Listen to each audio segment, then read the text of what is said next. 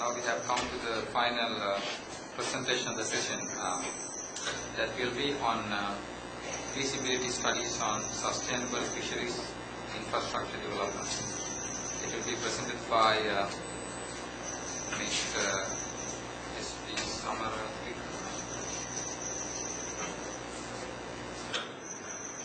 I think the speaker. Yeah, I'm Harsharat Associate.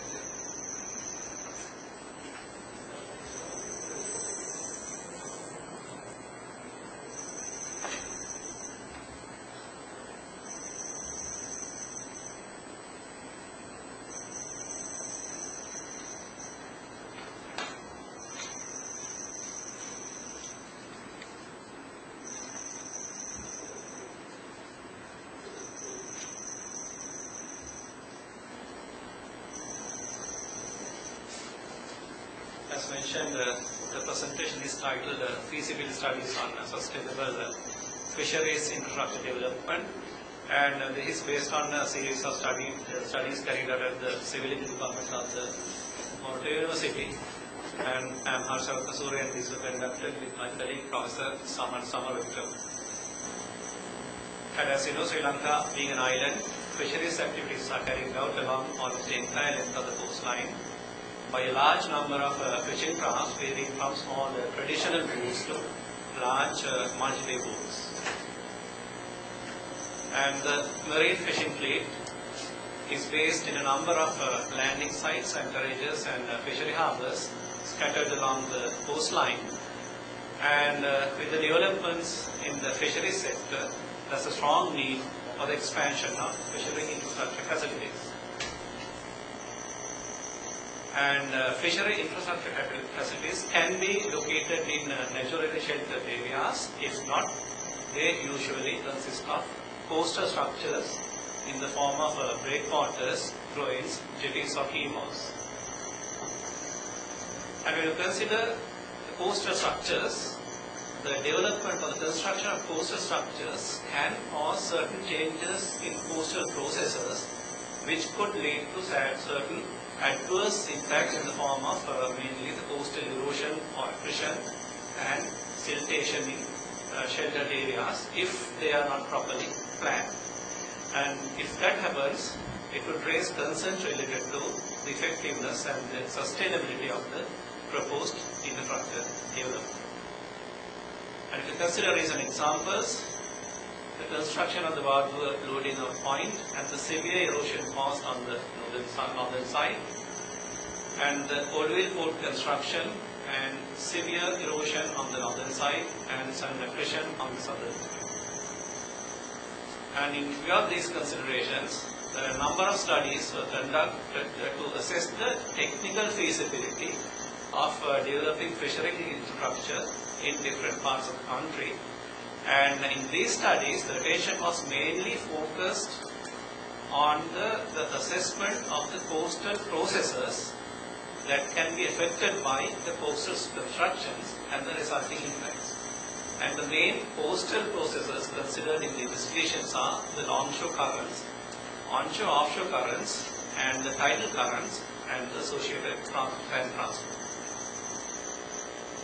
Now, these coastal processes depend on a number of factors related to the properties of waves, the bathymetric conditions, and the beach characteristics. And for a quantitative assessment of these parameters, complex mathematical modeling techniques will be required, which should be based on recorded wave information, surveyed bathymetric information, and measured beach characteristics. And in the absence of such information at the early stages of any developments, the investigations conducted were based on field studies, the analysis of available secondary information, and local knowledge gathered through community consultations. And in these investigations, attempts were made for a qualitative analysis of the level of transport or the level of sand transport or the dynamic nature of the coastline.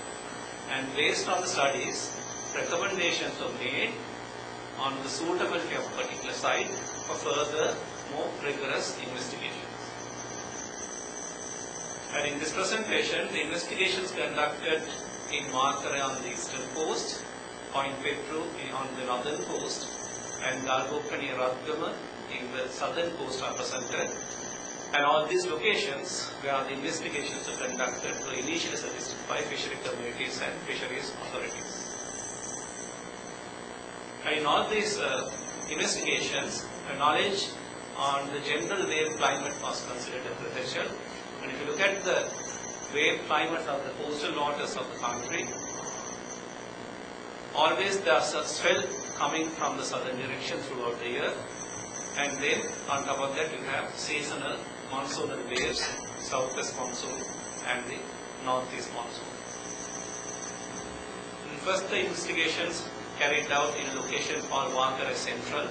The location is indicated here, and it's located at a lagoon outlet, and as you can see, it's in the middle of a large bay formed by two headlands, and there are wide sandy beaches and sand deposits in the shadow area of the lagoon, and usually there's a sandbar across the outlet blocking the discharge of the lagoon water into the sea. And the investigation also revealed that there's a seasonal opening of the sandbar during the monsoon period.